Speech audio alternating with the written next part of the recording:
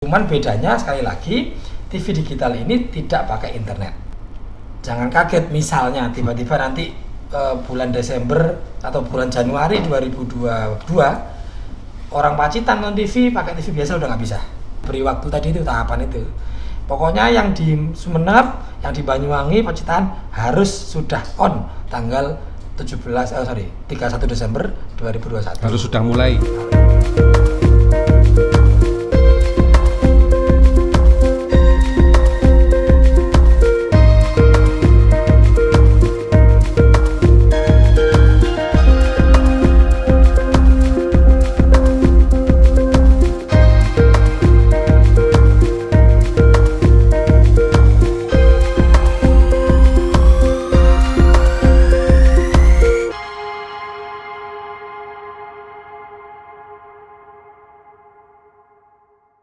Halo Sobat Berita Jatim, bertemu lagi dengan saya di acara talkshow Berita Jatim TV, membahas soal politik kota maupun regulasi saat ini. Bersama saya Ketua KPID Jawa Timur, Mas Afif Amrullah. Selamat sore Mas Afif. Selamat sore Mas Teddy. Bagaimana kondisi sehat Mas Amrullah? Alhamdulillah sehat. Tetap menjaga kesehatan dan selalu menjaga.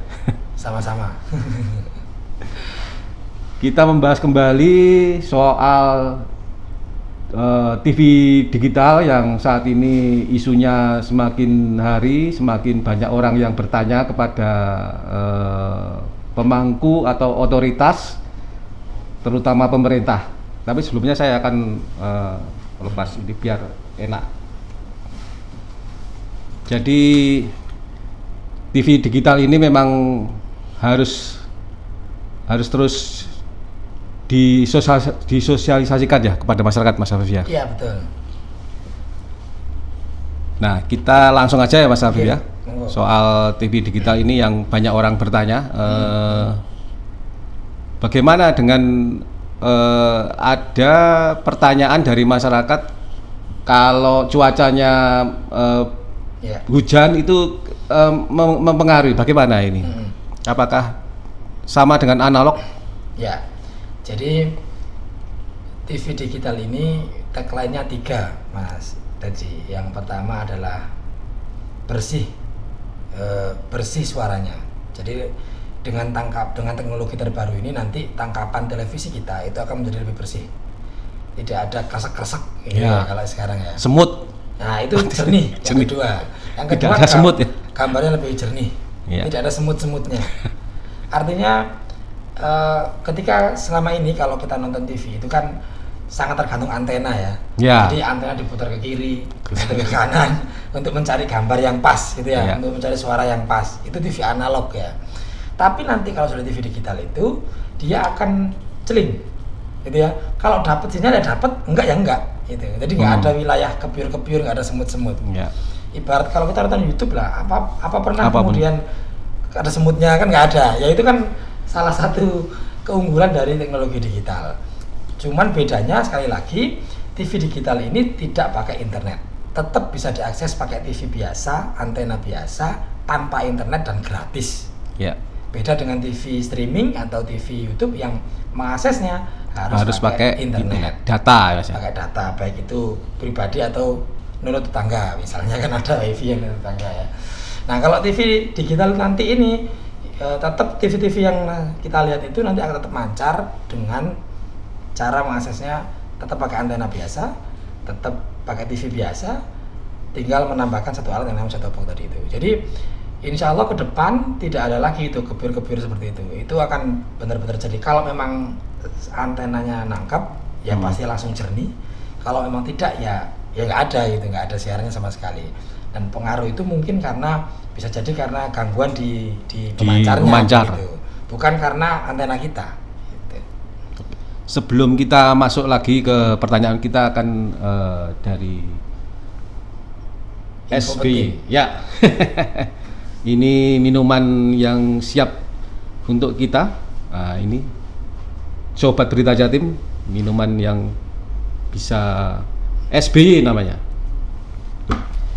Oke Mas Afif, soal tahapan di Jawa Timur persiapannya bagaimana Mas? Soal TV digital ini Jawa Timur kan luas, bagaimana persiapannya dari KPID Jawa Timur? Jadi program TV digital ini adalah program nasional Mas Teddy ya, yang komando utamanya ada di Kementerian Kominfo bekerjasama dengan KPI Pusat, juga beberapa KPID di berbagai provinsi termasuk di Jawa Timur. Nah, Jawa Timur ini nanti akan terbagi menjadi 10 wilayah layanan, gitu ya. Surabaya dan sekitarnya, Malang dan sekitarnya, Madiun dan sekitarnya, Tuban dan Bojonegoro, kemudian area Sumeneb, Sumeneb, Pamekasan dan Sampang itu area sendiri. Nanti kemudian Jember, Bondowoso, Lumajang area tersendiri, Pacitan sendiri, nanti Banyuwangi sendiri. Nah, 10 wilayah layanan ini akan dilakukan yang namanya analog switch off atau penghentian siaran analog, dan semuanya wajib pindah ke digital secara bertahap tentu saja. Tidak langsung se-Indonesia atau seluruh provinsi langsung blok mati, itu enggak. Artinya perlu kami sampaikan di sini bahwa masyarakat perlu tahu bahwa dalam jangka waktu setahun ke depan insya Allah TV analog akan dimatikan oleh pemerintah dan kemudian dipindah ke digital, sehingga jangan kaget misalnya tiba-tiba nanti bulan Desember atau bulan Januari 2022 orang Pacitan non TV pakai TV biasa udah nggak bisa. Di setel kita nyetel sudah nggak ada gambarnya. Nggak ada gambarnya ya. Supaya ada gambarnya tadi sudah saya jelaskan, pakai tambahan alat namanya set-top box. Jadi antena biasa, TV biasa, tabung ataupun yang LED ditambahi satu alat namanya set-top box gitu ya, semacam decoder, atau beli TV baru yang sudah ada digitalnya. Nah, tahapannya mulai kapan? Pemerintah membaginya menjadi 5 tahap. Tahap pertama itu 17 Agustus 2021, 2 bulan lagi. 2 bulan sudah lagi. ada, tapi Jatim tidak masuk. Oh, ini, Jatim belum ya? Belum. Ini nanti masih untuk daerah-daerah yang berbatasan dengan Malaysia dan Singapura seperti Batam, Aceh dan sekitarnya. Nah, tahap 2 Jatim mulai masuk. Itu adalah tanggal 31 Desember 2021. Ini akan dimatikan analognya untuk daerah Pamekasan, Sampang dan Sumeneb, kemudian Pacitan, lalu yang ketiga itu Banyuwangi dan Situbondo. Jadi itu kenapa Mas Afif kok di Pulau Madura dulu yang di switch off ke digital itu gimana? Ya, alasannya? Salah satu pertimbangannya adalah jumlah lembaga penyiaran. Oh ya. Jadi di Sumeneb sana itu TV yang ada itu kan TV-TV yang berjasa nasional, plus hanya ada 2 TV lokal di Sumeneb. Di Sumeneb, Sampang dan Pamekasan, gitu ya, sehingga nanti mudah untuk proses migrasinya. Kalau Surabaya dan Malang agak akhir karena jumlah TV-nya banyak. Pertimbangan kedua adalah jumlah penduduknya. Artinya yang terdampak nanti itu supaya nggak langsung blok begitu loh. Tapi bertahap, yang kecil-kecil dulu. Kayak Pacitan kenapa duluan dengan Banyuwangi sama Situbondo? Tadi pertimbangannya 2. Pertama, jumlah TV lokalnya sedikit. Yang kedua, warga terdampaknya tidak terlalu banyak. Gitu. Sehingga tahap 2 31 Desember 2021 itu daerah ini yang akan pertama kali mengalami analog switch off di Jawa Timur. Setelah itu tahap ketiga adalah tanggal 31 Maret 2022. Itu daerah mana, Mas? Ini khusus untuk daerah Jember, Lumajang dan Bondowoso. Tapal Kuda ya. Ya itu aja tadi. Jember, Lumajang dan Bondowoso, 3 kabupaten ini. 3 kabupaten ya. Yang akan mengalami analog switch off tanggal 31 Maret 2021. Tahap ketiga ya. Lalu tahap keempat itu kita yang di Surabaya dan sekitarnya Sidoarjo meliputi 10 kabupaten kota. Surabaya, Sidoarjo, Mojokerto, kabupaten kota, kemudian Jombang. Masuk Bangkalan ya? Termasuk Bangkalan, Gresik, Lamongan, dan Pasuruan kabupaten kota. Jadi semua ada 10. Ini akan dilakukan tanggal 17 Agustus tahap 4 ya, 17 Agustus 2022. Jadi setahun ke depan setelah tanggal 17 Agustus, warga Surabaya yang masih memiliki TV analog ya harus siap-siap tidak ada tayangan televisi sama sekali di Surabaya dan sekitarnya itu. Nah, baru kemudian tahap terakhir itu sisanya tanggal 2 November 2022. Kenapa 22 November ini? Ini adalah batas akhir analog switch off atau ASO yang dibebankan oleh Undang-Undang Cipta Kerja tahun 2020 kemarin. Karena di undang-undang itu memang menyebut proses migrasi dari analog ke TV digital atau analog switch off itu paling lambat 2 tahun setelah berlakunya undang-undang ini. Nah, undang-undang itu berlaku 2 November 2020. Berarti kan 2 tahunnya lagi adalah 2 November 2022. Itu tahap akhir untuk daerah Malang dan sekitarnya. Ya. Kemudian Tuban, Bojonegoro, lalu Madiun dan sekitarnya, juga Trenggalek dan seterusnya. Itu akan mengalami tahap akhir dari penghentian siaran analog tanggal 2 November 2022. Bagaimana sosialisasi dengan adanya switch off itu kepada warga masyarakat, Mas? KPID tentunya akan sosialisasinya akan gencar ini. Betul. Untuk menghadapi analog ini. Gimana persiapannya? Jadi sebenarnya KPID di sini posisinya adalah supporting system ya. Komandan utamanya sekali lagi adalah Kementerian Kominfo. Oh, Kominfo. Karena memang mereka eksekutif yang diberikan kewenangan, yang diberikan mandat oleh undang-undang ini, termasuk oleh pemerintah untuk menjadi leading sektor dalam proses ini. Tapi KPI dan KPID terlibat di dalamnya sebagai support. Kami juga terus melakukan sosialisasi agar masyarakat tahu, paling nggak tahu dulu bahwa ini akan ada perubahan besar. Kalau kita nonton TV sekarang, itu sebagian TV sudah memunculkan ada gambar kayak gambar boneka di pojok kiri atau atas atau kanan, warnanya kuning dan biru, bentuknya mirip seperti Komodo. Nah, itu adalah maskot, ya, maskot TV digital yang diberi nama Modi. Jadi itu salah satu cara dari Kementerian Kominfo untuk mulai mengkampanyekan adanya rencana penghentian TV analog dan bermigrasi ke TV digital. Dengan itu, nah, melalui medsos, melalui macam-macam tentu akan terus kita lakukan, termasuk juga dengan langsung terjun ke masyarakat, termasuk juga ya kesempatan seperti ini. Tentu karena itu saya sangat berterima kasih kepada Mas Teddy dan kawan-kawan di Terima kasih kembali, Mas, yang memberikan kami kesempatan untuk bisa berdialog dengan Sobat Berita Jatim. Ya. Soal ini, persiapannya lembaga siaran. Ya. Nah, ini bagaimana, Mas Afif, soal persiapannya? Apakah nanti masyarakat juga akan mendapat konten-konten lokal? Ya. Sekarang kan konten lokal harus mungkin diproduksi sekitar berapa? 10% ya. Ini bagaimana nanti kalau dengan TV digital ini? Jadi untuk proporsi konten lokal itu masih berlaku. Masih berlaku ya. Terutama bagi teman-teman yang TV yang berjaringan secara nasional. Jadi kan TV yang berjaringan secara nasional itu kan rata-rata ada di Jakarta ya. Jakarta ya. Ketika dia bersiaran di Jawa Timur, maka ada kewajiban 10% setiap hari harus ada konten lokalnya. Tetapi bagi TV yang murni lokal ya, yang memang ada di Surabaya, ada di Blitar, ada di Malang, ya mereka akan tetap bersiaran dengan konten lokalnya masing-masing. Begitu. Hanya mungkin kalau dulu mereka itu memproduksi sendiri, sekaligus memancarkan sendiri pakai tower sendiri, nantinya nggak lagi. Mereka tetap memproduksi sendiri, lalu proses pemancarannya dititipkan atau dikerjasamakan dengan 6 institusi yang sudah ditunjuk oleh pemerintah sebagai penyelenggara multiplexer, penyelenggara penyiaran siaran digital. 6 ini nanti istilahnya nyewa towernya mereka itu. Nah, mereka sekarang sosialisasi sudah tersampaikan semua. Teman-teman TV lokal sudah tahu bahwa ini akan ada perubahan besar, dan sebagian juga bahkan sudah siaran digital.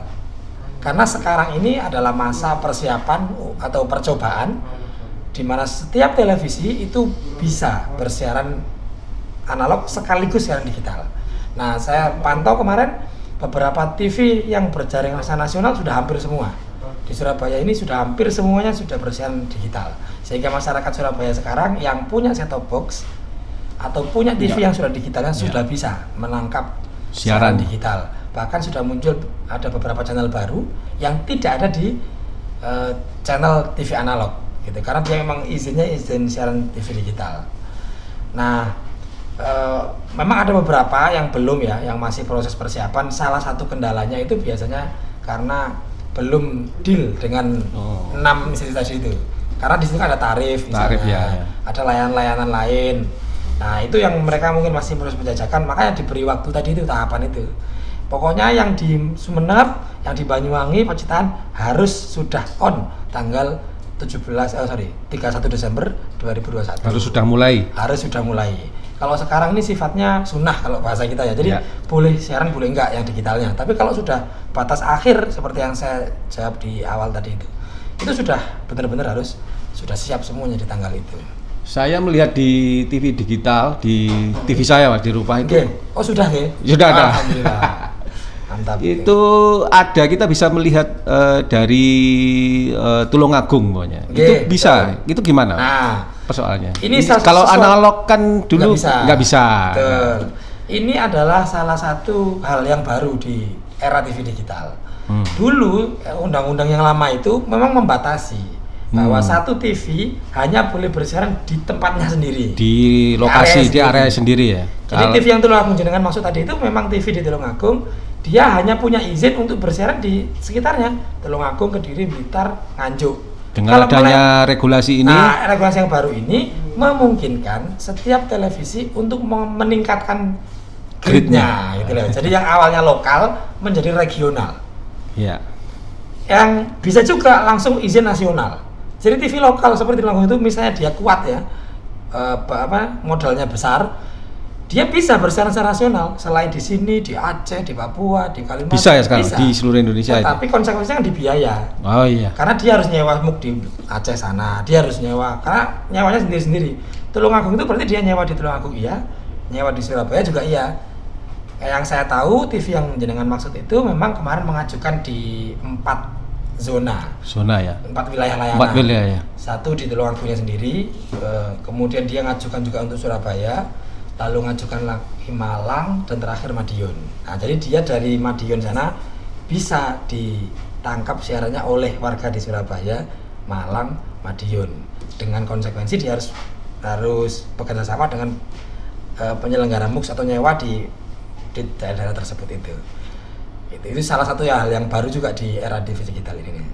Data dari KPID Jatim sudah berapa TV lokal yang mengajukan untuk ke digital ini? Berapa? Ya, di Sumeneb, di Madura, di itu ya klaster-klaster tadi. Betul. Berapa datanya? Yang pertama Tulungagung itu sudah. Kemudian berapa TV? Satu aja. Satu aja ya. Terus di sana sebenarnya ada beberapa TV ya. Setahu saya ada 5 TV lokal, tapi yang sudah baru 1. Yang lain masih persiapan lah ya. Di Surabaya ini ada 2 yang sudah. Totalnya ada 6 TV lokal di Surabaya, tapi yang sudah baru 2. Kemudian di Madiun itu memang hanya ada 2 TV lokal, tapi yang mengajukan 1. Nah, yang di Malang setahu saya belum ada. Jadi memang baru 4 ini ya dari seluruh area di Jawa Timur. Itu kendalanya apa kalau TV lokal mengajukan, apakah dari KPID regulasinya yang terlalu ketat atau dari mananya itu? Sebenarnya kalau pengajuan lebih simpel sekarang, karena pemerintah dengan kepemimpinan Pak Jokowi ini kan prinsipnya memudahkan setiap proses perizinan. Untuk mengajukan dari TV analog ke TV digital itu cukup pakai surat aja, dilampiri surat ke Kementerian Kominfo, dilampiri dengan MOU dengan penyelenggara MUX yang punya tower-tower tadi itu. Nah, kendala utamanya di kesepakatan itu. Tarifnya berapa? Kan dari 6 ini kan masing-masing punya tarif sendiri-sendiri. Per bulan ada berapa? Izin frekuensi kayak dulu enggak, Mas? Kayak kalau TV digital ini. Yang pertama begini, yang berhak untuk siaran digital itu adalah mereka yang sudah punya izin penyiaran. Oh, sudah punya yang. Jadi yang sekarang ya. Nah, jadi pemerintah masih fokus migrasi dulu, mindahin dulu yang lama-lama ini. Ditata dulu kan selama pakai 5 tahap tadi itu. Nanti kalau 5 tahun ini sudah selesai semua dan masyarakat pengen ada yang punya TV digital juga, mendirikan TV baru, baik itu komunitas ataupun swasta, akan dibuka karena secara teknologi memungkinkan. Sementara yang analog ini kan memang sudah penuh nih, Surabaya, Malang ini penuh semuanya, sehingga tidak mungkin dibuka TV baru. Tapi nanti kalau ada digital memungkinkan untuk dibuka peluang usaha baru TV digital, baik itu swasta maupun komunitas gitu. Tapi KPID tetap melakukan monitoring terus. KPID akan nantinya kemudian akan fokus pada pengawasan isi siaran. Proses perizinan itu dalam beberapa tahun ke depan kemungkinan besar akan kemudian diambil alih secara penuh oleh pemerintah, dalamnya adalah Kominfo. Sehingga KPID ini akan fokus pada konten, tidak ikut ngurusi perizinan. Ya.